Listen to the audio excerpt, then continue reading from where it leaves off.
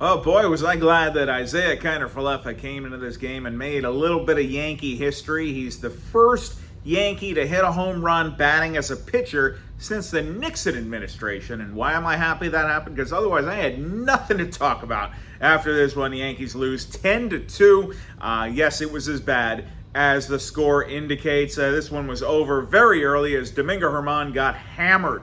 Absolutely hammered for the second consecutive start. He gave up 4 runs in the first inning, then 2, 2, and 2. He is just the third pitcher in Yankee history to ever give up 10 or more runs and 4 home runs in a game. And if you think about that, there's a reason for it, because if you ever give up 10 runs or 4 homers, they're probably going to take you out pretty quickly. So he's up there with Bob Turley and Whitey Ford, Hall of Famer Whitey Ford. So I guess that's good company, but not a group you want to be in. The 10 runs allowed and 4 homers club after he gave up 7 in 2 innings last time out at Fenway Park. And so what's the problem with Germán?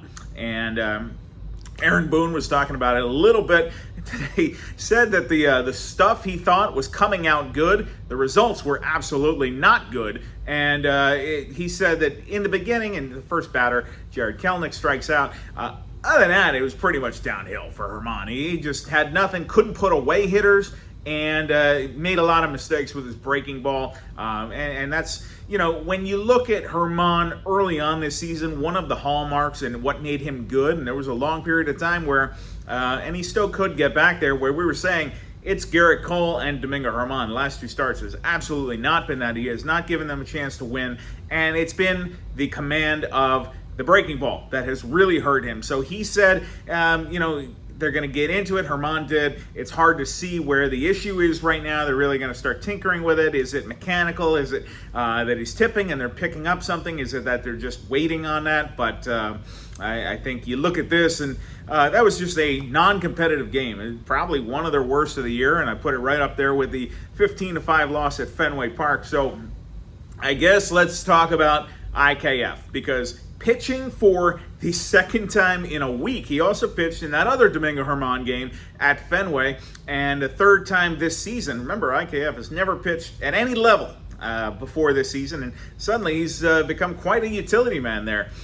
Hit 1-2-3 inning, got his first career strikeout. He did keep the ball, and even though IKF says that pitching is not fun for him because it's clearly not a position you want to be in, means you're losing by a ton, and means that the game is essentially over and you're just trying to save the bullpen a little bit. But he said after the last one at Fenway, he went out and he did not have any fun at Fenway. He tried to go out and have some fun with this one, and hey, pitching a 1-2-3 inning is fun. So he got some high fives when he came back to the dugout. The problem was he forgot his spot in the batting order was coming up, and so he really had to scramble and get up there, and then he hits a 2-run homer over the wall, and that's the only runs of the game the Yankees got. So kind of a cool inning, I guess, for IKF. I should say he is the first Yankee pitcher to hit a home run, or first Yankee as batting as a pitcher.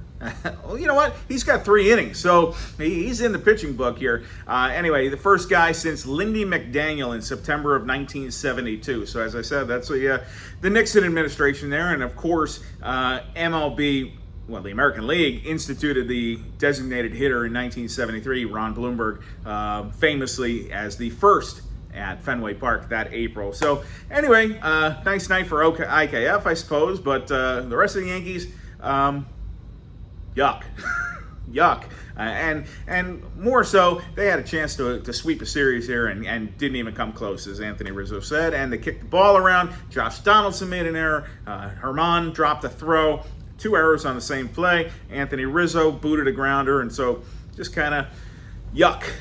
Wrap that one up, throw it away, and the Yankees have a 3-game series with the first place Texas Rangers beginning tomorrow. So they don't have time to really dwell on this one. They win 2 out of 3 against Seattle. They are 4-2 against Seattle this season, and now they try to show something against the Texas Rangers, a team that has been definitely taking care of business in the American League West. So that's the hokey pokey. That's what it's all about. We'll see what we have tomorrow in store. Who knows? Can IKF go back-to-back days? I'm sure he doesn't want to. So anyway, see you tomorrow from Yankee Stadium. Once again, your final score, Seattle Mariners 10 and the New York Yankees 2.